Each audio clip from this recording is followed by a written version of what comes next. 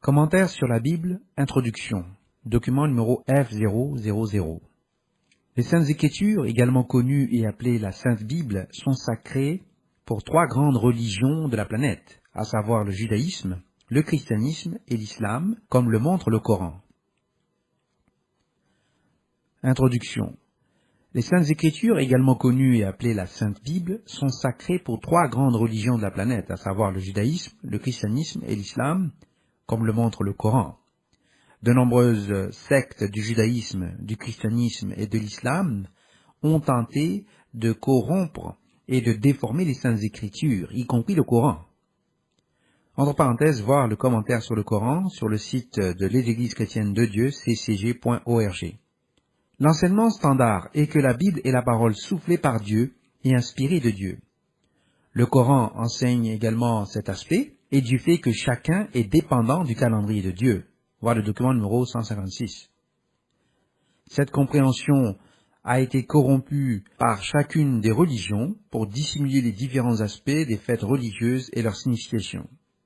Pour comprendre la Bible, nous devons avant tout comprendre la création et le but pour lequel l'homme a été créé. La Bible suit un plan clair et logique. Elle nécessite cependant l'Esprit Saint comme élément de l'appel de Dieu pour qu'elle soit clairement comprise et suivie correctement selon les lois ainsi que le calendrier de Dieu. Entre parenthèses, comparez aussi le document d'étude La loi de Dieu L1. Voyons le plan de salut. La création avait un but précis, celui de perfectionner les fils de Dieu dans l'armée des Elohim, ainsi que d'élever l'humanité à la position d'Elohim en tant que fils de Dieu, comme l'indique la prophétie biblique. Cela a été expliqué dans le texte Les élus en tant qu'Elohim, numéro 001. Comparez l'annexe 1. Ce plan est maintenant exposé dans le texte Le plan de salut, numéro 001A. Voir ci-après dans ce document. Le plan est centré sur l'alliance de Dieu, numéro 152, et autour de la loi de Dieu, numéro L1. La création dépend et repose sur la loi qui découle de la nature de Dieu. C'est pourquoi la loi est immuable, puisque Dieu est immuable. La structure du plan est centrée sur la loi dans l'appel de l'humanité et la séquence du gouvernement de la création, ainsi que les places des résurrections dans ce processus. Nous abordons également les tentatives et manœuvres de Satan pour perturber l'appel et limiter ceux de la première résurrection. Le plan traite également de la place du christianisme et de l'islam dans l'alliance de Dieu, voir le document numéro 096C. L'islam et le Coran sont également traités sur le site web à l'URL http://ccg.org/islam/quran.html dans l'original anglais et à sa traduction en français à l'URL http://french.ccg.org/quran.html. Voyons maintenant le déroulement de la création. Les grandes lignes du déroulement de la création sont exposées dans les documents Les grandes lignes de la chronologie de l'âge, numéro 272, la chronologie des guerres mondiales et les rois de l'Est, numéro 272b, et dans la série sur le règne des rois. Le règne des rois, partie 1, Saül, numéro 282a, le règne des rois, partie 2, David, numéro 282b, le règne des rois, partie 3, Salomon et la clé de David, numéro 282c, le règne des rois, partie 3b, l'homme en tant que le temple de Dieu, numéro 282d, ainsi que la chute de l'Égypte, la prophétie des bras cassés de Pharaon, numéro 036, et la chute de l'Égypte, partie 2, les guerres de la faim, numéro 036b. Les résurrections, la résurrection des morts, numéro 143, le ciel, l'enfer ou la première résurrection des morts, 143a, la deuxième résurrection et le jugement du grand trône blanc, numéro 143b, le jugement des démons, numéro 080. La cité de Dieu, voir la cité de Dieu numéro 180, il est important que toute personne qui professe le christianisme et l'islam étudie ces documents et cet ouvrage. Le plan de salut implique également les documents suivants. Israël comme plan de Dieu, numéro 001b. Israël en tant que la vigne de Dieu, numéro 001c. Un seul Seigneur, une seule foi, un seul baptême, numéro 001d. Conversion, numéro 001e. Création et guérison, numéro 001f. Conversion et vérité, numéro 072. Prier à Christ ou à d'autres êtres, autres que le Père, numéro 111b. Voyons maintenant la publication du canon de la Bible. Le canon a été publié par Dieu progressivement, par instruction à travers une séquence choisie de patriarches et de prophètes, jusqu'à ce qu'il soit temps d'envoyer le Messie en tant qu'humain, afin de procéder à la sélection des élus appelés par Dieu et donnés à Christ. Comparez le document à la Bible, numéro 164. Les humains, dans les derniers jours, résistent aux doctrines de la création et utilisent incorrectement et traduisent mal la Bible. Le plan de salut. Avant le commencement de la création, il n'y avait qu'Eloah, entre parenthèses en chaldéen, Elah ou en arabe, Allah, l'unique véritable Dieu. Ce nom n'admet aucune pluralité. Il était seul. Il a décidé de créer et de se reproduire lui-même en multiplicité. Le commencement de la création de Dieu fut l'extension de lui-même pour incorporer l'armée céleste en tant qu'Élohim. Ceux-ci étaient tous les fils de Dieu. La création des Elohim incluait Christ en tant que le commencement de la création de Dieu. Voir Apocalypse 3, verset 14. L'affirmation selon laquelle Christ était un être coéternel est une fiction idolâtre polythéiste qui n'est entrée dans les églises de Dieu que sous l'armstrongisme dans l'église de Sardes du XXe siècle, alors que le trinitarisme est arrivé par le biais des jésuites et E.G. White dans le système laodicien. Comparez le document La fausse prophétie, numéro 269. La création des Elohim est expliquée dans l'ouvrage Comment Dieu devint une famille, numéro 187. Après la création spirituelle des Elohim, qui était interconnectée avec et par l'Esprit Saint, voir le document numéro 117, l'unique véritable Dieu a commencé la création physique. L'unique véritable Dieu a créé la terre, comme faisant partie de l'univers physique, et il a convoqué tous les fils de Dieu sous la direction de leurs étoiles du matin, pour qu'ils soient tous présents. Voir Job 38, versets 4 à 7. En ce temps-là, tous les fils de Dieu avaient accès au trône, et Satan était parmi eux. Voir Job 1, verset 6, et Job 2, verset 1.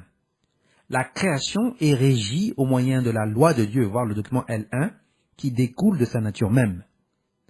C'est pour cette raison précise que la loi de Dieu ne peut être supprimée, abolie, et qu'elle durera jusqu'à ce que le ciel et la terre disparaissent, comme Christ l'a déclaré.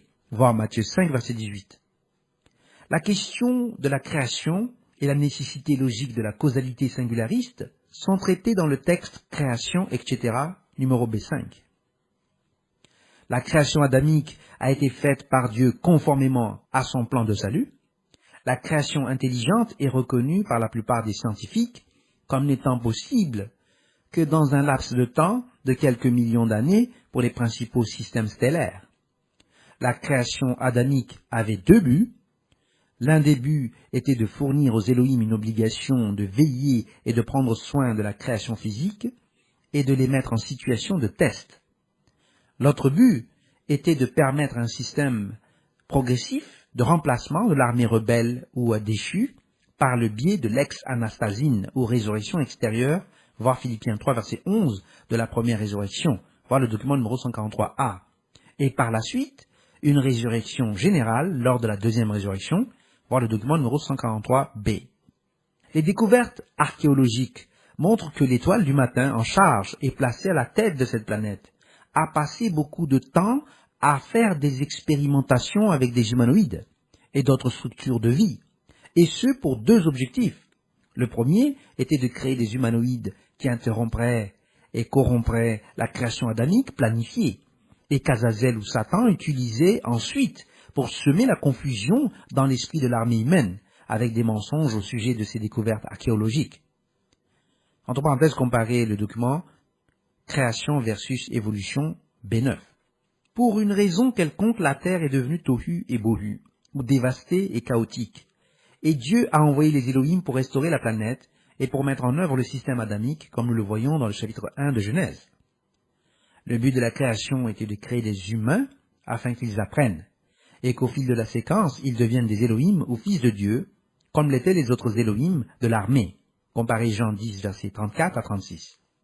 De cette manière, nous deviendrions cohéritiers avec Christ. Voir Romains 8, verset 17. Le processus est expliqué dans les élus en tant qu'Élohim, numéro 001.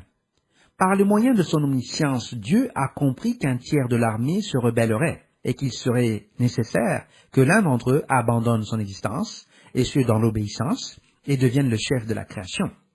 Cet être était l'un des Elohim que nous connaissons maintenant sous le nom de Jésus-Christ. Il a été déterminé dès avant la fondation du monde. De même, les Elohim de remplacement, que sont les saints élus, en remplacement des démons dans le gouvernement millénaire, ont également été choisis et déterminés dans le livre de vie dès avant la fondation du monde. Comparez aussi Jérémie 1, verset 5. Chaque être humain est sélectionné et placé dans la séquence de la création telle que c'est déterminé par l'omniscience et l'omnipotence de Dieu, et est appelé selon son dessein. Voir Romains 8, versets 28 à 30, et sa prédestination. Voir le document numéro 296.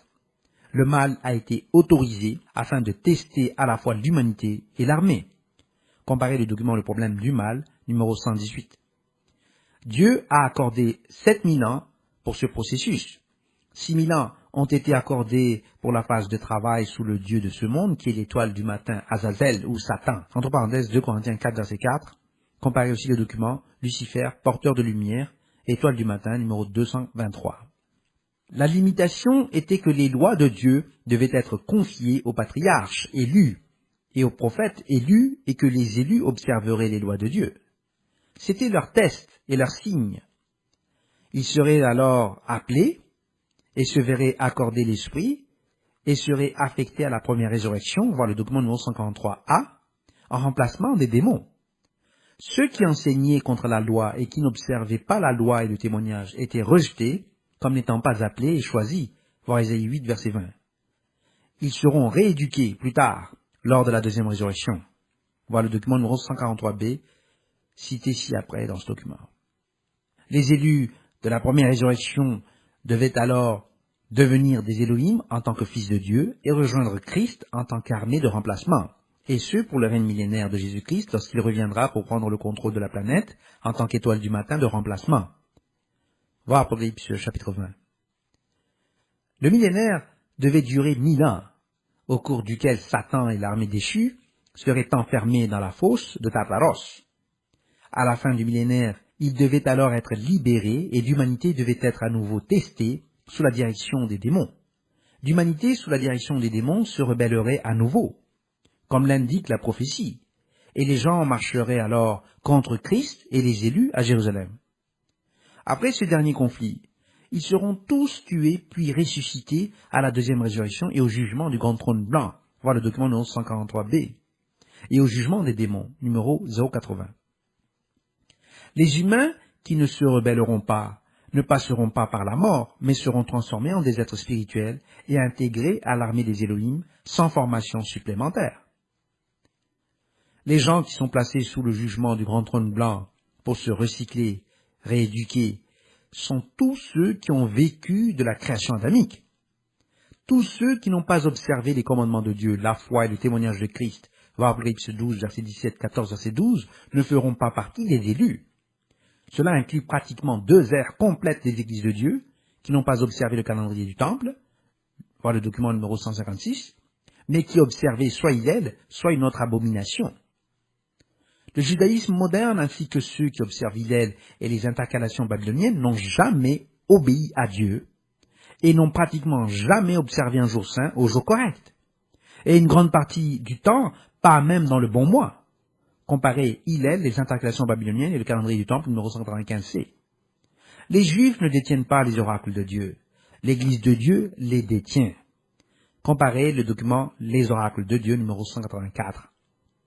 Dieu ne se préoccupe pas de savoir pourquoi vous faites les choses. Dieu vous donne simplement le choix entre l'obéissance et l'observation de la loi ou être relégué à la deuxième résurrection, où tous les autres seront recyclés et rééduqués. Si vous n'observez pas les sabbats et les nouvelles lunes, vous êtes exclus. Et au retour du Messie, tous ceux qui ne le font pas seront tués. Voir Ésaïe 66, versets 23 à 24. Ils seront ensuite envoyés à la deuxième résurrection pour être recyclés, rééduqués. De même, tous les habitants de la planète au cours du millénaire devront observer les fêtes, sinon ils ne recevront pas de pluie en sa saison et subiront les fléaux de l'Égypte. Voir Zacharie 14, versets 16 à 19. Il n'y a pas de négociation. Le choix nous appartient. Personne d'autre ne peut nous sauver. Obéissez ou faites face à la deuxième résurrection pour être recyclés, rééduqués. Ceux qui n'obéiront pas seront alors, en vertu du jugement, autorisés à mourir et incinérés dans les temps de feu, qui est la seconde mort. Ils cesseront d'exister et on ne se souviendra plus d'eux. Voyons maintenant les méthodes de mise en œuvre du plan. Les méthodes de mise en œuvre du plan de la création sont un processus brillant et simple. Chaque individu a reçu un esprit qui est le nefesh de la structure de la Bible. Cette chose n'est pas immortelle. Lorsque la personne meurt, cet esprit retourne à Dieu qui l'a donné jusqu'à ce que nous soyons ressuscités au temps approprié selon l'omniscience de Dieu. Cela est expliqué plus en détail dans le texte l'âme numéro 092. C'est le plan de Dieu que l'esprit du nefesh soit superposé avec l'Esprit Saint, voilà le document numéro 117, lors de la phase finale, afin que l'individu devienne un avec Dieu et l'armée à travers l'Esprit. Sans l'Esprit Saint, le nefesh ou esprit de l'homme n'est qu'une simple empreinte mortelle qui absorbe l'Esprit Saint, qui l'active.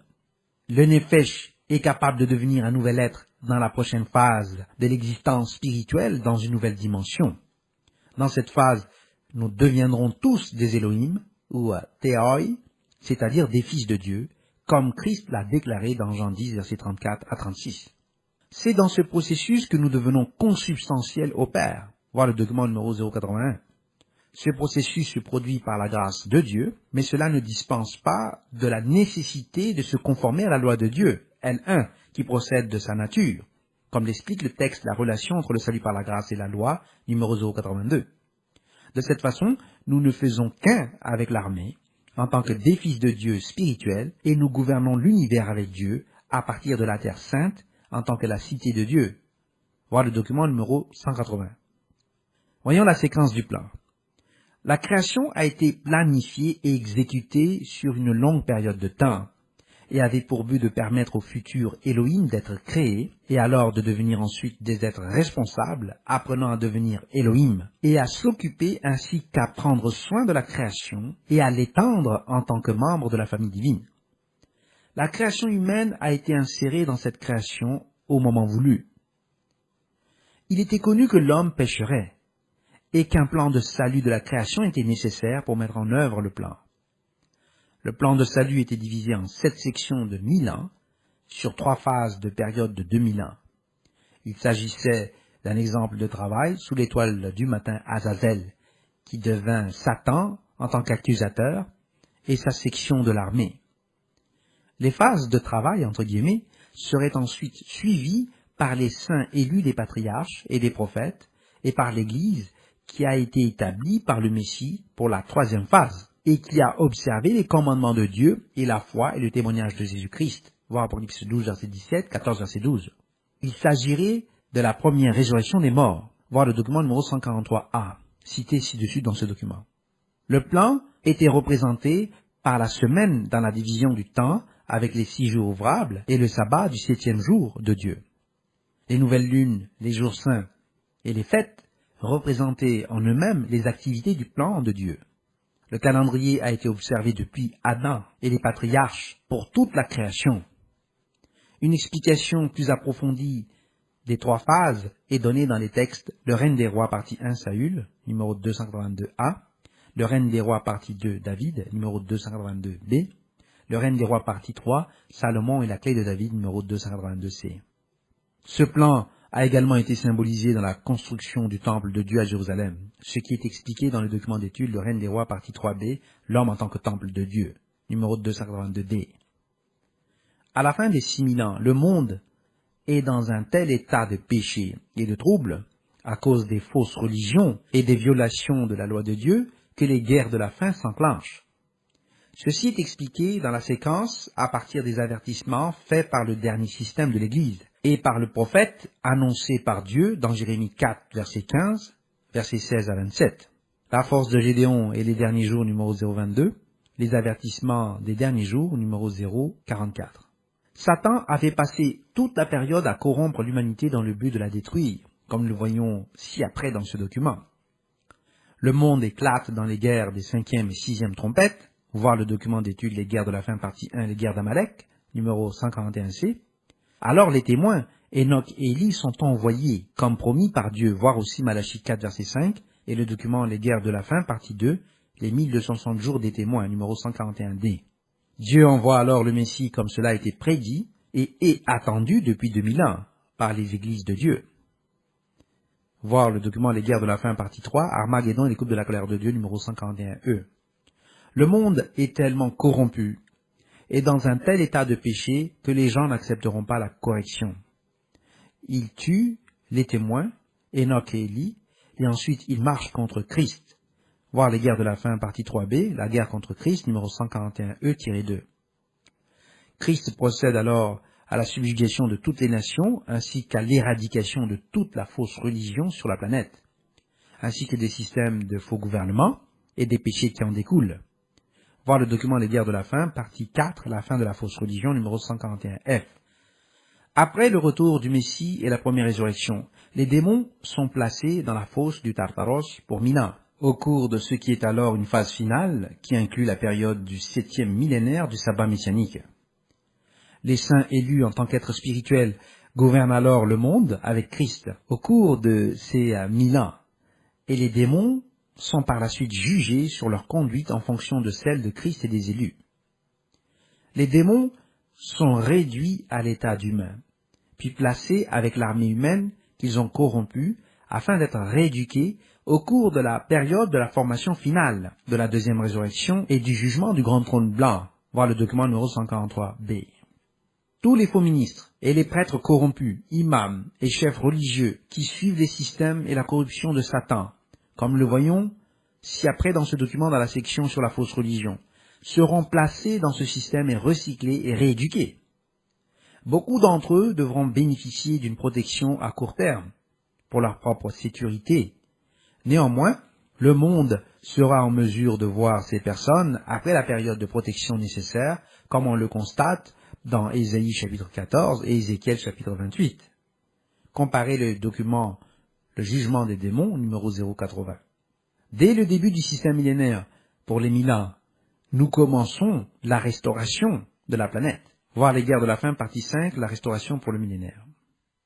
Ensuite, le système millénaire commence et nous amorçons la formation de la planète pour la mise en œuvre du plan de Dieu, qui est de permettre à l'humanité d'atteindre sa vraie finalité dans le plan de Dieu. Cette finalité est de devenir Elohim, comme Dieu au pluriel, en tant que cohéritier avec Christ. Voir le document Les guerres de la fin, partie 5b, la préparation des Elohim, numéro 141H. Nous allons maintenant nous pencher sur la façon dont Satan a fait du mieux, entre parenthèses, ou plutôt le pire, qu'il pouvait pour détruire le plan de Dieu et de prouver que l'humanité n'était pas un sujet apte et convenable pour devenir Elohim. L'attaque de Satan contre la création de l'humanité. Satan a essayé de détruire l'humanité de plusieurs façons. Il a premièrement interféré en faisant pécher Adam et Ève, ce qui a modifié leur statut, et par ce péché, la mort est entrée dans le monde. Voir le document La doctrine du péché originel, partie 1, le Jardin d'Éden, numéro 246. Il a alors attaqué les patriarches et la structure génétique de l'humanité. Ces attaques ont été si étendues et si réussies que Dieu a éliminé la création corrompue lors du déluge. Seuls ceux dont la structure n'a pas été corrompue seront ressuscités et traités dans l'une ou l'autre des résurrections. Voir le document d'étude La doctrine du péché originel, partie 2, les générations d'Adam, numéro 248. La loi de Dieu, L1, et l'alliance de Dieu, numéro 152, ont été données au monde par l'intermédiaire des patriarches d'Adam à Noé, puis renforcées à travers la lignée d'Abraham, Lot, Ismaël, Isaac et Jacob, et par Moïse et Aaron au Sinaï, puis par les prophètes. Le Messie devait être tiré de cette lignée en tant que la nouvelle étoile du matin, selon Nombre 24, verset 17. Le raisonnement de Satan était simple. Si l'alliance reposait sur le fait que les élus observaient la loi de Dieu et la foi et le témoignage du Messie au fur et à mesure de son déroulement, alors tout ce qu'il avait à faire était d'attirer la création humaine dans le péché et de la séparer de la loi de Dieu. Cela était basé sur le grand mensonge donné à Adam et Ève, lequel a causé leur péché en premier lieu. Ce mensonge était le suivant. Vous ne mourrez sûrement pas. Comparez aussi le document La doctrine de Balaam et la prophétie de Balaam, numéro 204. Satan a développé ce mensonge et a établi la doctrine de l'âme immortelle. Cette doctrine cherchait à séparer les humains de l'idée et du fait qu'ils dépendaient totalement de Dieu pour leur résurrection et leur vie éternelle. Voyons maintenant Satan et la fausse religion. Satan a ensuite développé l'idée parmi les humains que lorsqu'ils mouraient, ils allaient au ciel. Cette idée a été développée parmi les païens et les gnostiques à travers les cultes du soleil et des mystères, qui ont établi un système en opposition directe aux lois de Dieu et au calendrier de Dieu, voir le document numéro 156, et au plan de salut que Dieu a mis en place sous ce système. À mesure que Dieu révélait son système par l'intermédiaire des patriarches et des prophètes, Satan a mis en place un contre-système et une fausse doctrine pour tromper l'humanité et empêcher leur salut. Les deux principaux systèmes étaient à Babylone et en Égypte en utilisant les cultes du soleil et des mystères. Comparez les documents mysticisme B7-A. Ces aspects sont également examinés dans Moïse et les dieux de l'Égypte, numéro 105, ainsi que le veau d'or, numéro 222. Le faux système de Babylone a vu l'intervention directe de Dieu par la destruction de Babel et l'altération du système humain par un processus qui a confondu leur langage et a vu leur dispersion dans des terres lointaines. Ce processus a alors permis d'utiliser l'arme suivante de l'arsenal de Satan, à savoir le sceau qui suivait la fausse religion, qui était la guerre. Et de ce conflit est née la conquête, suivie de la peste et de la mort. Cet aspect est traité dans le texte Les Sept Sceaux, numéro 140, qui englobe également la persécution qui accompagne la fausse religion. La fausse doctrine de l'âme immortelle est venue des Grecs en tant que processus philosophique. Cette doctrine est traitée dans le texte La doctrine socratique de l'âme, numéro B6. La doctrine a alors été modifiée à partir de la philosophie grecque pour infecter le christianisme primitif, comme l'explique le texte Le développement du modèle néoplatonicien, numéro 017. L'idolâtrie a été établie dans le christianisme par le biais des cultes du soleil et des mystères, dans l'adoration de Mithra et d'Atis à l'ouest, d'Adonis à l'est et d'Osiris à Alexandrie. Leurs doctrines ont été insérées par la déformation des binitaires et des trinitaires de la théologie de la divinité des premiers temps, voir le document numéro 127b. Il en est de même pour les doctrines qui sont expliquées dans les origines de Noël et de Easter, la Pâque païenne, numéro 235. Satan a établi l'hérésie gnostique très tôt dans l'Église, comme nous le voyons dans le texte Les hérésies dans l'Église apostolique numéro 089. Les hérésies se succédèrent dans les églises jusqu'à ce qu'elles soient totalement corrompues. Les doctrines gnostiques ont été établies comme une forme parasite dans les trois systèmes distincts du judaïsme, du paganisme et du christianisme, et à travers le culte de Baal, les cultes du soleil. Le système de la déesse mère est devenu une corruption mondiale de toutes les croyances, et en particulier celle du christianisme. Il était presque toujours suivi par l'antinomisme. Même dans le judaïsme, il était suivi de traditions qui ont rendu la loi et le calendrier invalides et corrompus jusqu'à ce jour. La corruption antinomienne est abordée dans les textes des présumées contradictions de la Bible numéro 164b, la destruction antinomienne du christianisme par une mauvaise utilisation de l'écriture numéro 164c, les attaques antinomiennes contre la loi de Dieu numéro 164d, le déni du baptême par les antinomiens numéro 164e. La loi et l'alliance étaient liées ensemble et donc l'antinomisme a été utilisé pour les détruire. Voir le document Les attaques antinomiennes dirigées contre l'alliance de Dieu numéro 096d. La loi a été donnée de manière distincte pour préparer le Messie. Comparez le document à la distinction dans la loi numéro 096. Le Messie a donné la loi aux patriarches, d'Adam à Abraham, Isaac et Jacob, puis à Moïse et à Aaron au Sinaï. Comparez la série Les descendants d'Abraham au numéro 212A, 212B, 212C, 212D, 212E, 212F, 212G, 212H et 212I. Les documents d'études sur la loi et l'alliance, particulièrement ici, montrent les famines pour la rébellion. Voir le document numéro 212H. Et la dernière grande famine, numéro 212I, qui est devant nous. La loi et le témoignage ont été transmis à travers les prophètes jusqu'à Christ dans l'incarnation. C'était la deuxième déclaration de l'alliance à Israël. Comparez le document Les premières et deuxièmes dépositions de l'alliance de Dieu, numéro 096b, et le christianisme et l'islam dans l'Alliance de Dieu numéro 096C.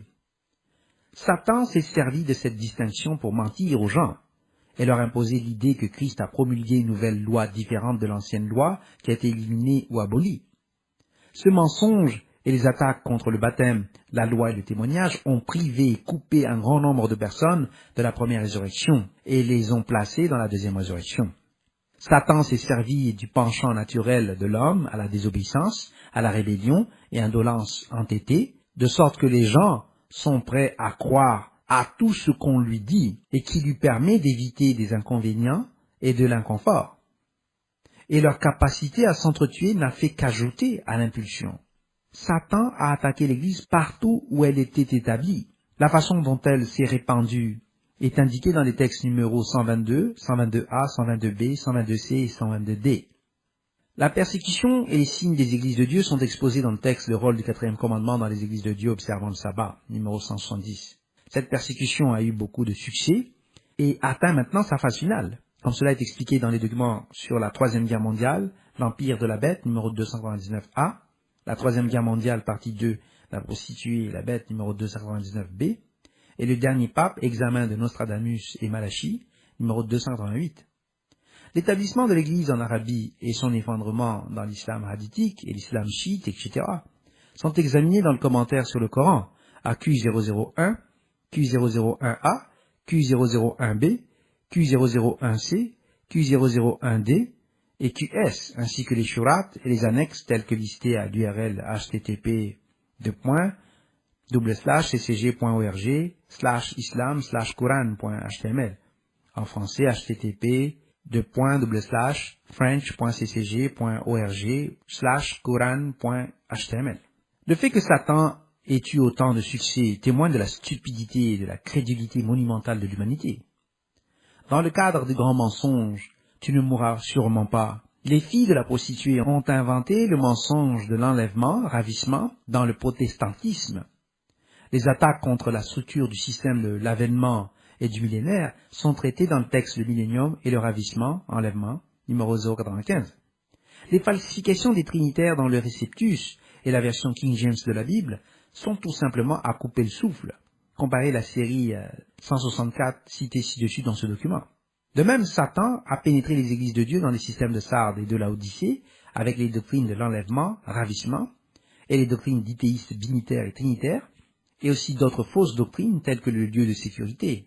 Voilà le document numéro 194.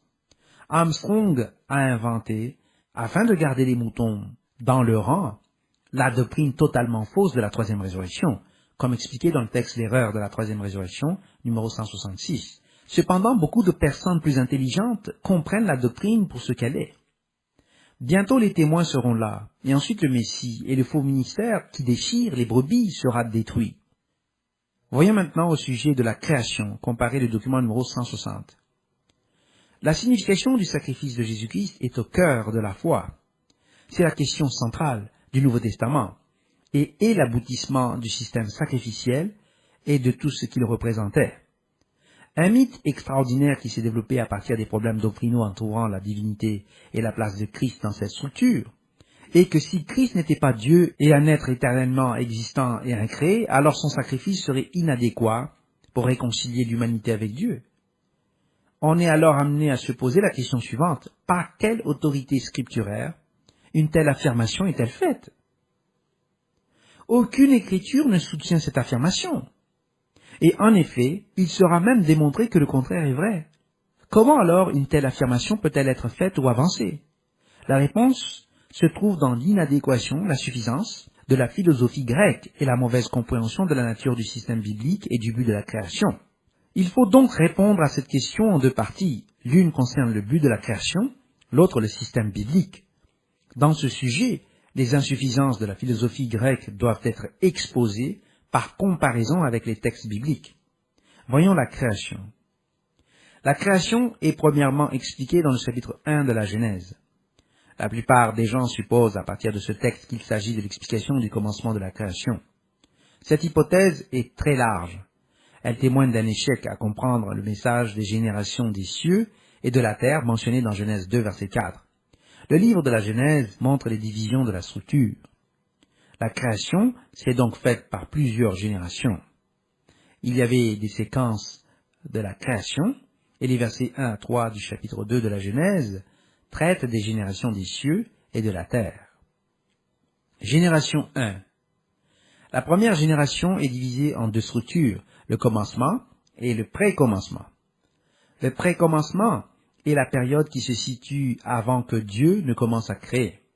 Lors de cette période-là, il n'y avait qu'un unique véritable Dieu, entre parenthèses Jean 17 verset 3, 1 Jean 5 verset 20, qui est le seul immortel, voire 1 Timothée 6 verset 16. Rien d'autre n'existait. Il était seul et éternel. Il était omniscient en ce qu'il connaissait toute vraie proposition, et il était omnipotent en ce qu'il était capable de faire tout ce qui est logiquement possible de faire. Son immortalité intrinsèque signifiait qu'il ne pouvait pas mourir. Il était parfaitement bon, Marc 10 verset 18. Il était l'alpha et il est l'oméga. Voir Apocalypse 1 verset 8. Nous lisons dans Apocalypse 1 verset 8. Je suis l'alpha et l'oméga, dit le Seigneur Dieu, qui est, qui était et qui vient, le Tout-Puissant. Version RSV. La version King James de la Bible rend le texte « Je suis alpha et oméga, le commencement et la fin, dit le Seigneur, qui est et qui était et qui est à venir, le Tout-Puissant. » Version King James. Les mots « ho theos » ou « le Dieu » sont délibérément omis du texte anglais. Voir Marshall's Greek English Interlinear. Ceci afin d'essayer de confondre Dieu avec Christ ou de donner l'impression que c'est Christ qui parle, ce qui n'est manifestement pas le cas d'après le texte de l'Apocalypse 1 verset 1.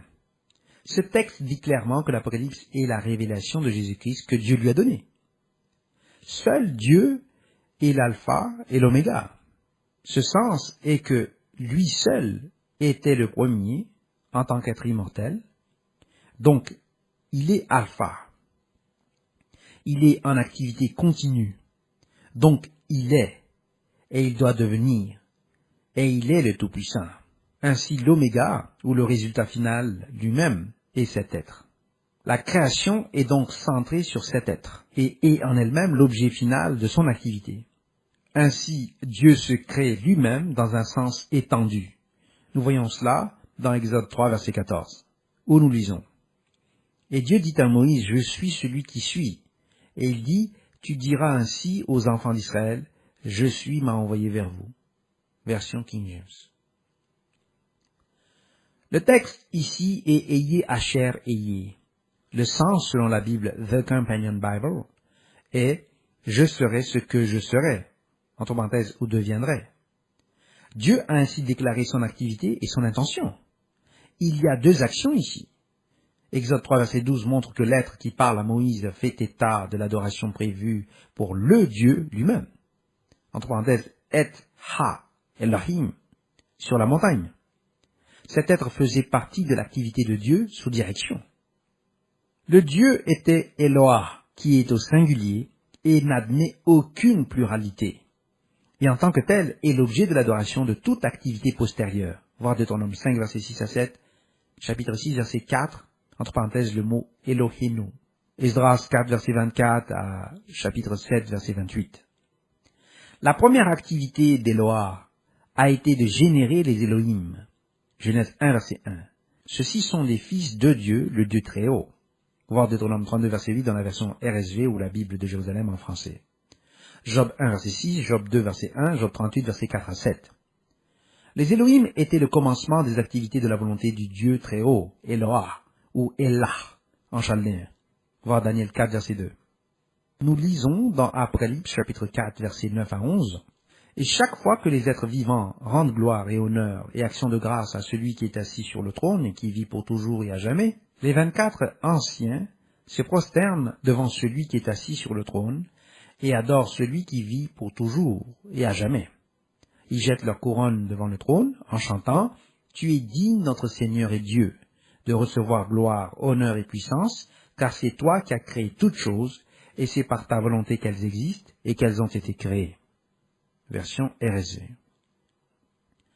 Les Elohim constituent le conseil des anciens dont la composition est notée dans l'Apocalypse, chapitre 4 et 5. Christ est l'un de ces êtres, voir Apocalypse 5, verset 6. Ils sont mentionnés à plusieurs reprises dans les psaumes, psaume 82, verset 1, 82, verset 6, 86, verset 8, 95, verset 3, 96, verset 4, 97, verset 7, 97, verset 9, 135, verset 5, 136, verset 2, 138, verset 1. Ils sont les moyens des activités de la volonté de Dieu. Christ a été oint au-dessus de ses partenaires par son Elohim ou Dieu. Voir psaume 45, verset 6 à 7, Hébreux 1, verset 8 à 9. Mais c'était un événement postérieur, comme nous le verrons. Dieu existait seul en tant qu'Éloah, avant qu'il se soit étendu en une pluralité, en créant ou en générant les Elohim en tant que fils de Dieu. La création spirituelle est logiquement antérieure à la création physique.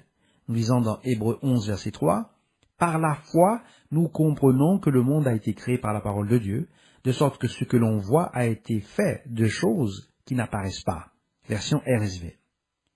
Le texte dit que les âges ont été ajustés par une parole, en grec, rhémati de Dieu. Les âges ont été ajustés de telle sorte que la chose qui est devenue ou qui a été créée a émergé de ce qui n'était pas vu ou pas physique. Si la création physique a émergé du spirituel, cela signifie-t-il que Dieu, en tant qu'esprit, est dans toute matière? Non, ça ne veut pas dire cela. Une telle affirmation relève de l'animisme. Le spirituel créé est la base du physique créé. L'esprit n'est pas nécessairement une extension de Dieu, sauf s'il est conféré par l'Esprit Saint en tant que la puissance de Dieu. Le commencement dont il est question dans la Bible est donc une activité de la création de Dieu, qui est ajustée à partir de son activité spirituelle et de sa création spirituelle antérieure.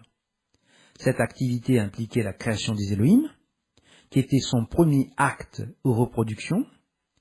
La création spirituelle a ainsi commencé, et à partir de cette activité de Dieu en tant qu'Éloah, les Elohim, entre parenthèses un mot pluriel dérivé d'Éloah, ont ensuite commencé à prendre en charge la création physique. Nous comprenons que Christ était l'un de ces Elohim et qu'il a joué un rôle dans cette activité de création. Jean 1, verset 1 est souvent cité par les trinitaires et les binitaires pour défendre l'éternité de Christ, parce qu'ils n'ont pas de réponse à la multiplicité des textes qui montrent qu'il n'y a qu'un unique véritable Dieu.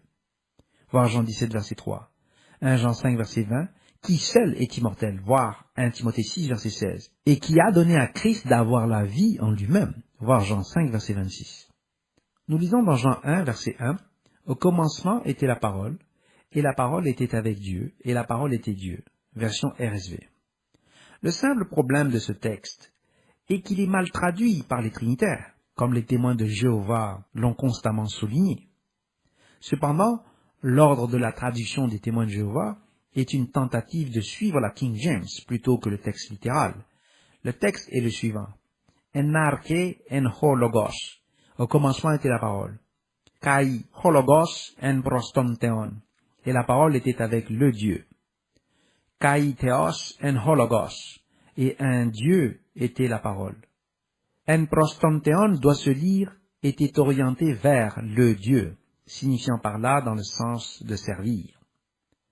Il convient de bien remarquer que le terme ton theon, ou l'identification de Dieu à l'accusatif, n'est utilisé que pour le Père, comme dans Jean 1, verset 18. Le Père est donc le Dieu. Christ, en tant que Logos, est ici désigné au nominatif. Il n'y a pas d'article indéfini dans le grec. Il doit être déduit à partir du sens du passage. Entre parenthèses, voir Marshall Interlinear, introduction, page 9. Il y a ici une distinction claire entre le Dieu et ce Dieu petit d, qui était le Logos. C'était un reflet du psaume 45, verset 6 à 7, et de Hébreux 1, verset 8 à 9. Ainsi, le texte des témoins de Jéhovah devrait peut-être se lire « Et un Dieu était la parole » et pas « Et la parole était un Dieu ». Mais cela est à peine un grave problème. Le sens est que seul le Dieu a existé avant le commencement du temps, dans une perpétuité constante. Lui seul est immortel, voir 1 Timothée 6, 16. Il est dit ici que Christ était au commencement avec Dieu. Par conséquent, Christ était le commencement de la création de Dieu, voir Apocalypse 3, verset 14. Jean explique le sens de Jean 1, verset 1 dans Jean 1, verset 14 à 18. 1 Jean 5, en particulier le verset 20, et Apocalypse 3, verset 14. Le commencement est divisé en phases dont nous comprenons qu'elles concernent la création du ciel et de la terre. Elohim, entre parenthèses hébreu, accent Atnak, mettant l'emphase sur Dieu, voir The Companion Bible, la note de bas de page au verset 1, crée ici conformément à la volonté d'Eloah, en tant qu'alpha, la singularité. C'est le Elohim, ou Dieu en tant que créateur agissant à l'unisson, en tant que chef d'un ordre d'être. Voir Genèse 1, verset 1 jusqu'à chapitre 2, verset 3. C'est le commencement de la création matérielle. Nous ne pouvons que déduire les attributs de la sous-structure de la matière, car elle ne peut pas être mesurée à l'heure actuelle. Nous connaissons bien la théorie de la causalité, ainsi que la directionnalité du temps. Il s'agit de questions philosophiques et scientifiques complexes. Elles font l'objet d'un ouvrage distinct. Il suffit simplement de dire ici que la causalité est singulariste, et que la singularité est Eloah, et que le temps est directionnel, comme cela a été démontré dans le document La création, de la théologie anthropomorphique à l'anthropologie théomorphique, numéro B5. Dans cet ouvrage-là, il a été démontré qu'il est impossible qu'il y ait une création absolue. En effet, si Dieu ne possédait pas ses attributs à l'origine, il lui serait impossible de les avoir créés. Il doit donc fournir ses attributs à ses êtres qui apparaissent dans l'ordre de sa création. Ainsi, Dieu doit conférer à Christ et aux autres fils ou héritiers des attributs tels que l'immortalité, l'omniscience, l'omnipotence, la bonté parfaite et l'amour parfait. Cela doit être fait par un mécanisme qui confère sa nature et sa puissance. Cela ne peut être que l'Esprit Saint. Cela semble être le cas d'après Romains 1, verset 4, mais nous examinerons cette question plus tard. La création de la structure physique se fait en deux parties.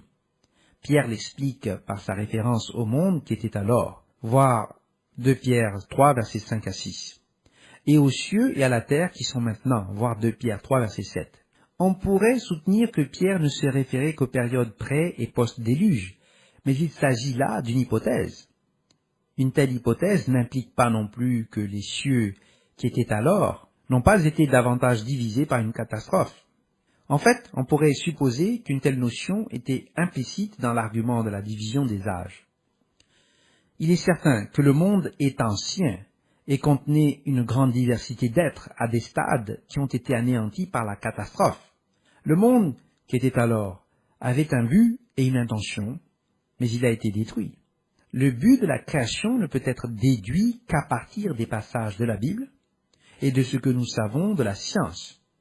L'archéologie nous apprend qu'il y a eu une création étendue, qui était essentiellement non mammalienne et ne contenait aucun humain ou humanoïde. Cette création a été brusquement discontinue. La structure humanoïde est apparue récemment dans l'histoire de la Terre. Il y a environ 100 000 ans, une forme humanoïde est apparue sur la planète et a cédé la place à une autre espèce non apparentée, apparue il y a environ 40 000 ans. La science moderne soutient aujourd'hui que l'homme avait un ancêtre ADN commun, provenant d'une source située quelque part dans le système Afrique-Moyen-Orient, et qu'elle s'est trompée sur l'âge et la diversité des humanoïdes dans les théories précédentes. Ils reconnaissent l'existence d'un stock ancestral commun et attribuent ce caractère commun aux humanoïdes au cours de cette période de 100 000 ans. Cela sera considéré plus tard comme une erreur. On verra que les humanoïdes qui ont précédé la structure adamique n'étaient pas apparentés et avaient un autre but. Ce but peut être reconstitué à partir de la Bible. Cependant, la création de ces humanoïdes devait avoir un but tel que l'interaction de l'ADN de ces espèces était rendue possible. Ce sujet est traité dans le document Les Néphilim, numéro 154, et aussi dans le document Création. Voyons maintenant la fin des cieux qui étaient alors. La première création semble avoir été ruinée par des causes que nous ne pouvons qu'essayer de reconstituer. La deuxième destruction lors du déluge est le seul témoignage que nous possédions. La première doit être déduite. Nous lisons dans Genèse 1, verset 2, « La terre était dévastée et chaotique, et il y avait des ténèbres à la surface de la profondeur, et l'Esprit de Dieu se mouvait sur la surface des eaux. » Un concept ici est que la création est devenue dévastée et chaotique, ou tohu et bohu. Les termes tohu et bohu n'exigent pas qu'il n'y ait pas de vie, puisque ces termes sont à nouveau utilisés dans Jérémie 4, verset 23. Mais le Seigneur déclare clairement qu'il ne fera pas une destruction complète au verset 27. C'est la théorie de la recréation qui suppose une recréation récente. On pourrait également faire valoir que les eaux étaient les eaux primordiales des mythes du Proche-Orient, ou encore que les eaux étaient l'équivalent du Big Bang, c'est-à-dire de la création de la matière et de l'expansion de l'univers à partir d'un point spécifique, et d'aucun autre, à partir d'une sélection du volume espace-temps de 10 à la puissance 10 à la puissance 123. Voir l'ouvrage de R. Penrose, The Emperor's New Mind. Ce point spécifique peut être considéré comme le point de création partant du non-physique au physique. La théorie de la relativité nous permet de déduire que l'énergie, la masse, etc. sont des expressions équivalentes d'une seule essence fondamentale. Cette substance, nous l'appelons dans notre jargon esprit. L'esprit est invisible. C'est ainsi que la Bible est comprise lorsqu'elle dit que les choses que l'on voit sont faites à partir des choses que l'on ne voit pas. La distinction dans la matière provient probablement de l'arrangement de l'énergie spirituelle en groupement et rotation à des vitesses variables qui déterminent la combinaison et la structure des particules subatomiques et atomiques. La division de la structure atomique libère de l'énergie, qui est une expression de l'esprit. L'esprit peut également pénétrer dans la matière en interagissant avec ces particules. D'après les textes dans le cadre de cette théorie, nous pouvons voir que la destruction devait survenir dans l'ordre de l'explication de l'activité postérieure de Genèse. Il semble qu'une discontinuité ou une rupture dans l'activité de la création puisse être déduite ici dans le texte plus facilement qu'ailleurs. Il ne fait cependant aucun doute que la discontinuité ou la ruine dans la création physique est une position biblique et ne peut être niée du point de vue de la foi. Le récit de la création semble ici s'intéresser au système terrestre plutôt qu'à l'univers en général, mais il peut aller du général au particulier, en d'autres termes, de l'univers au système planétaire. Voyons maintenant les cieux et la terre qui sont maintenant, la création en 6 jours. Genèse 1, versets 3 à 5. Et Dieu dit que la lumière soit, et la lumière fut. Et Dieu vit que la lumière était bonne, et Dieu sépara la lumière d'avec les ténèbres. Et Dieu appela la lumière jour, et il appela les ténèbres nuit, et le soir et le matin furent le premier jour. Le terme utilisé au verset 3 n'est pas le verbe être, et c'est donc que cela devienne lumière. Entre parenthèses, voir la note de bas de page au verset 3 dans The Companion Bible. Nous posons ainsi la condition préalable à la création des systèmes du 4e jour. Nous lisons dans Genèse 1, verset 6 à 31. Dieu dit qu'il y ait une étendue entre les eaux, et qu'elle sépare les eaux d'avec les eaux. Et Dieu fit l'étendue, et il sépara les eaux qui sont au-dessous de l'étendue d'avec les eaux qui sont au-dessus de l'étendue. Et cela fut ainsi. Dieu appela l'étendue ciel. Ainsi il y eut un soir, et il y eut un matin, ce fut le second jour. Dieu dit que les eaux qui sont au-dessous du ciel se rassemblent en un seul lieu, et que le sec paraisse. Et cela fut ainsi. Dieu appela le sec terre, et il appela l'amas des eaux mer. Dieu vit que cela était bon. Puis Dieu dit que la terre produise de la verdure, de l'herbe portant de la semence, des arbres fruitiers donnant du fruit selon leur espèce, et ayant en eux leur semence sur la terre. Et cela fut ainsi. La terre produisit de la verdure, de l'herbe portant de la semence selon son espèce, et des arbres donnant du fruit, ayant en eux leur semence selon leur espèce. Dieu vit que cela était bon. Ainsi il y eut un soir et il y eut un matin. Ce fut le 3e jour. Dieu dit qu'il y ait des luminaires dans l'étendue du ciel, pour séparer le jour d'avec la nuit, que ce soit des signes pour marquer les époques, les jours et les années, et qu'ils servent de lumière dans l'étendue du ciel pour éclairer la terre. Et cela fut ainsi. Dieu fit les 2 grands luminaires, le plus grand luminaire pour présider au jour, et le plus petit luminaire pour présider à la nuit. Il fit aussi les étoiles. Dieu les plaça dans l'étendue du ciel pour éclairer la terre, pour présider au jour et à la nuit, et pour séparer la lumière d'avec les ténèbres. Dieu vit que cela était bon. Ainsi il y eut un soir, et il y eut un matin. Ce fut le 4e jour. Dieu dit que les eaux produisent en abondance des animaux vivants, et que des oiseaux volent sur la terre vers l'étendue du ciel.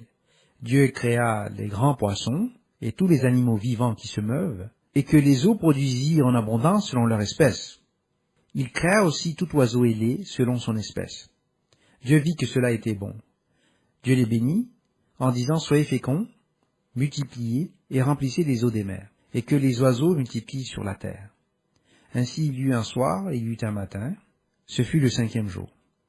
Dieu dit que la terre produise des animaux vivants selon leur espèce, du bétail, des reptiles et des animaux terrestres selon leur espèce. Et cela fut ainsi. Dieu fit les animaux de la terre selon leur espèce, le bétail selon son espèce, et tous les reptiles de la terre selon leur espèce. Dieu vit que cela était bon.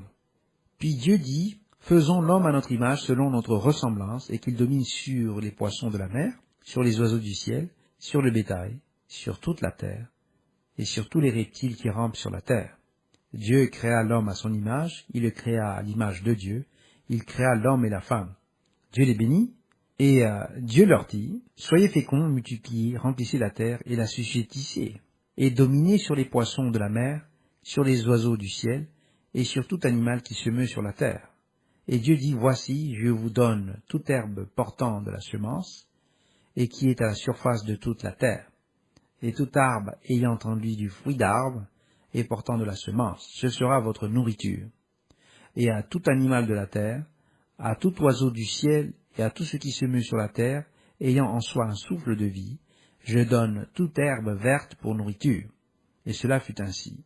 Dieu vit tout ce qu'il avait fait, et voici, cela était très bon. Ainsi il y eut un soir, et il y eut un matin, ce fut le 6e jour. Nous lisons Genèse 2, versets 1 à 7. Ainsi furent achevés les cieux et la terre, et toute leur armée. Dieu acheva au 7e jour son œuvre qu'il avait faite, et il se reposa au 7e jour de toute son œuvre qu'il avait faite. Dieu bénit le 7e jour, et il le sanctifia parce qu'en ce jour, il se reposa de toute son œuvre qu'il avait créée en la faisant. Voici les origines des cieux et de la terre quand ils furent créés. Lorsque l'Éternel Dieu fit une terre et des cieux, aucun arbuste des champs n'était encore sur la terre, et aucune herbe des champs ne germait encore. Car l'Éternel Dieu n'avait pas fait pleuvoir sur la terre, et il n'y avait point d'homme pour cultiver le sol. Mais une vapeur s'éleva de la terre, et arrosa toute la surface du sol. L'Éternel Dieu forma l'homme de la poussière de la terre, il souffla dans ses narines un souffle de vie, et l'homme devint un être vivant. Version Louis II. Il n'est pas essentiel de savoir s'il s'agit d'une histoire de recréation ou d'un événement généralisé. Ce processus est une bonne explication d'après ce que nous savons de la science moderne, du processus de création à partir de la distribution générale de l'univers et de la formulation de la matière. L'homme a donc été créé à la fin de la séquence et semble être l'objet de la création physique. En effet, la science moderne semble tendre vers la conclusion que l'homme intelligent n'est possible que dans un laps de temps de quelques millions d'années de la vie des principaux systèmes stellaires. La planète a donc un but limité, et la création physique n'est pas en soi l'objet même de la création. La création spirituelle a été mise en ordre par les Elohim, et Christ était l'entité spirituelle centrale dans ce processus. Colossiens 1, versets 15 à 16. Il est l'image du Dieu invisible, le premier-né de toute la création. Car c'est en lui qu'ont été créées toutes choses, dans les cieux et sur la terre, les visibles et les invisibles, trône, domination, principauté et autorité, toutes choses ont été créées par lui et pour lui. Version RSV. Christ est ainsi devenu une image du Dieu invisible. Il était le prototokos, ou le premier engendré de toute créature. Version King James. Nous lisons dans la version King James de Colossiens 1, versets 15 à 16, qui est l'image du Dieu invisible, le premier-né de toute créature. Car c'est par lui qu'ont été créées toutes les choses qui sont dans les cieux et sur la terre, les visibles et les invisibles, qu'il s'agisse des trônes, de domination, de principauté ou de pouvoir, toutes choses ont été créées par lui et pour lui. Version Louis II. Notez ici que Christ, en tant que premier engendré de toute créature, en grec, ktiséos, de ktisma, était l'ektiste, ou le fabricant, ou le créateur de la structure organisationnelle. Il a créé les trônes et les seigneuries, les dominations, les principautés et les autorités. Ce ne sont pas des êtres spirituels, ce sont des administrations. Christ n'a pas créé les Elohim. Il a structuré leur domination et leur ordre. Il a lui-même été fidèle à celui qui l'a fait. Voir le dictionnaire grec de Strong numéro 4160, poieo, Hébreux 3, verset 2. Christ a été nommé, voir le dictionnaire grec de Strong, ekteken, de théo, pour être placé en position d'héritier légitime de toute chose, voir Hébreux 1, verset 2.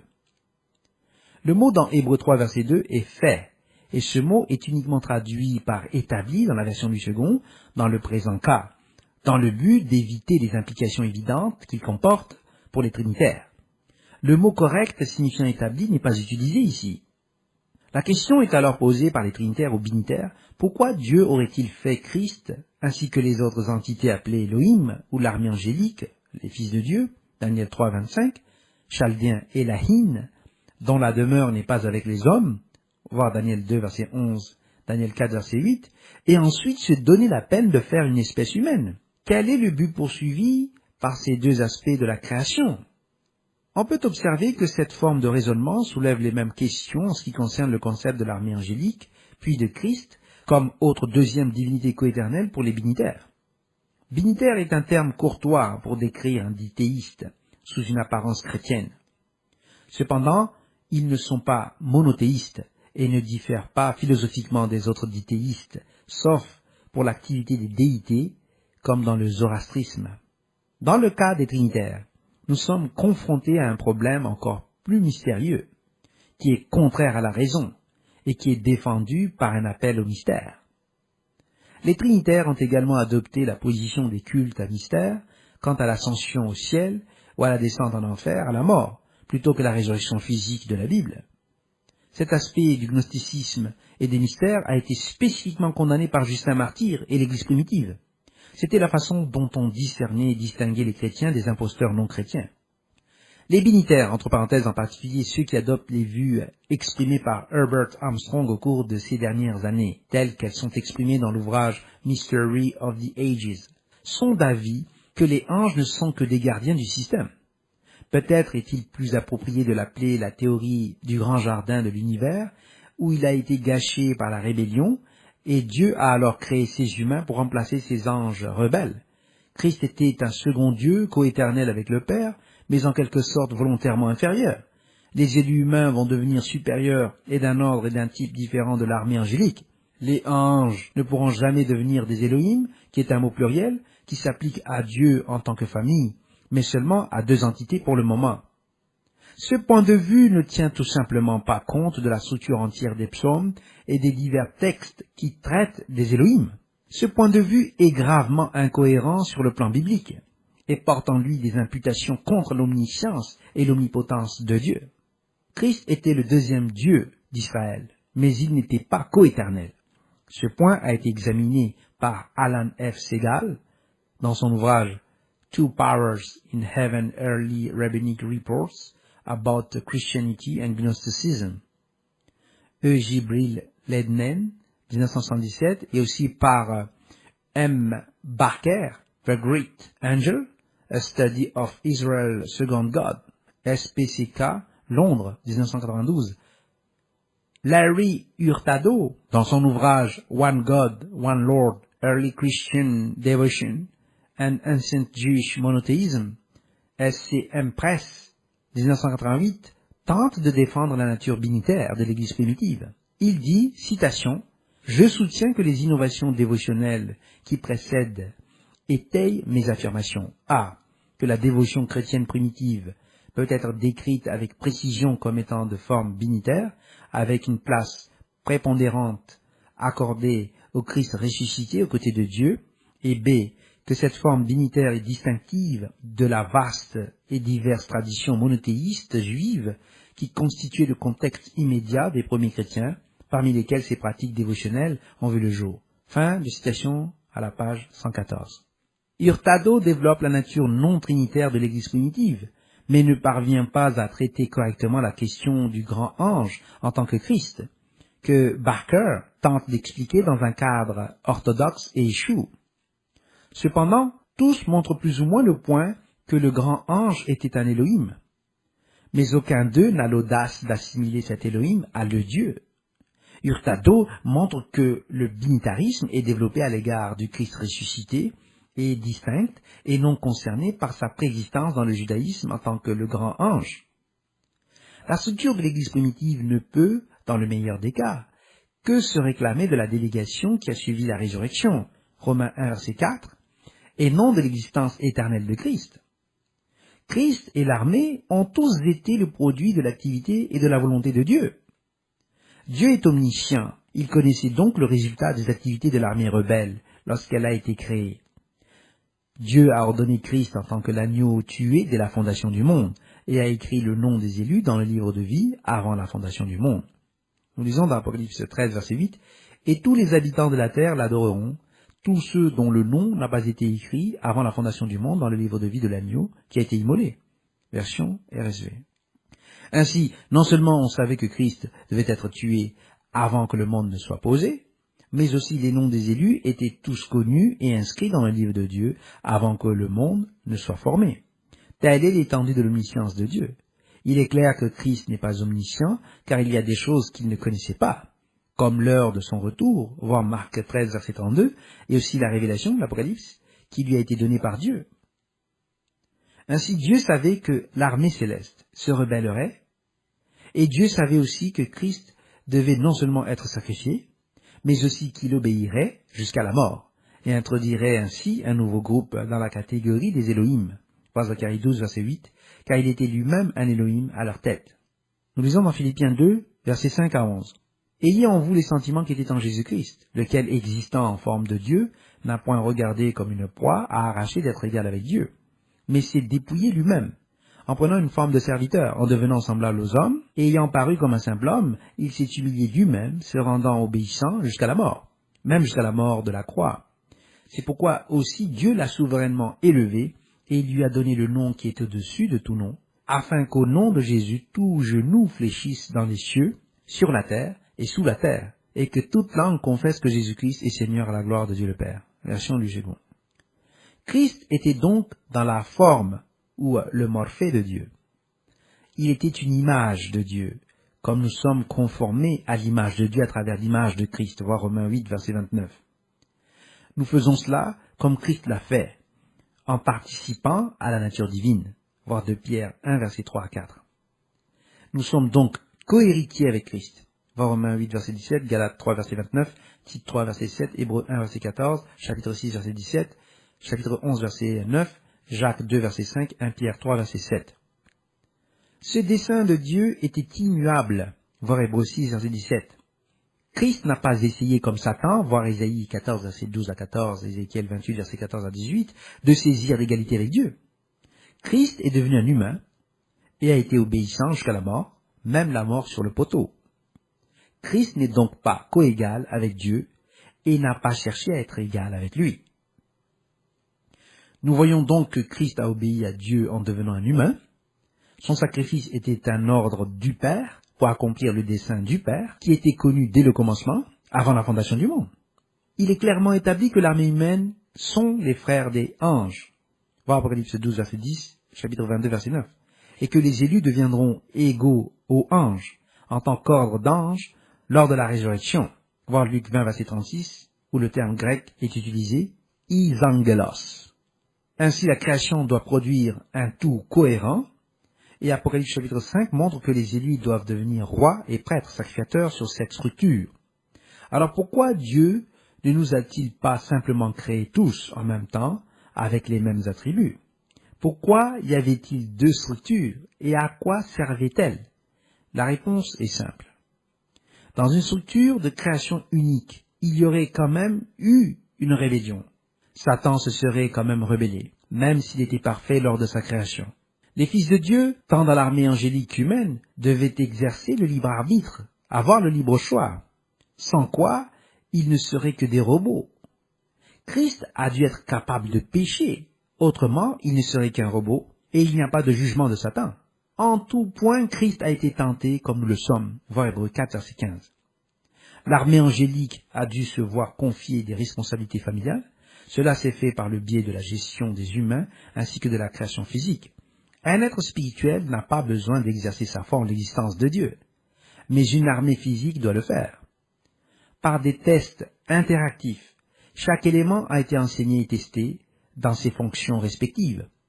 Christ a exercé sa foi en renonçant à une existence spirituelle et en devenant un humain totalement dépendant de la volonté et de la puissance de son Dieu pour la vie et la résurrection à la vie éternelle. Christ a fait cela pour deux raisons. La première raison est qu'il était obéissant à son Dieu. La seconde raison est qu'en tant qu'ange de Yahovah, voir le document d'étude l'ange de YHVH numéro 024, Christ était le chef, le leader spirituel d'Israël, et que ce peuple, ainsi que le monde, était totalement dépendant du dévouement désintéressé d'un autre être pour les racheter à Dieu. Christ était l'Élohim et l'ange qui a racheté Israël. Voir Genèse 48, versets 15 à 16. Nous lisons Genèse 48, versets 15 à 16. Il bénit Joseph et dit, que le Dieu en présence duquel ont marché mes pères, Abraham et Isaac, que le Dieu qui m'a conduit depuis que j'existe jusqu'à ce jour, que l'ange qui m'a délivré de tout mal bénisse ses enfants, qu'il soit appelé de mon nom et du nom de mes pères, Abraham et Isaac, et qu'il multiplie en abondance au milieu du pays. Version Louis II. Cet Élohim était un ange. Il a racheté Israël en tant qu'homme et nation. Dieu l'a choisi pour faire ce travail, parce qu'il devait être le grand prêtre, le souverain sacrificateur. Pour diriger, nous devons être prêts à donner notre vie les uns pour les autres. Christ était prêt à le faire, et il s'est donc qualifié pour devenir un fils de Dieu en puissance à partir de sa résurrection d'entre les morts par l'opération de l'Esprit Saint. Romains 1, verset 4. Fin de la lecture du document d'étude numéro F000, commentaire sur la Bible, introduction.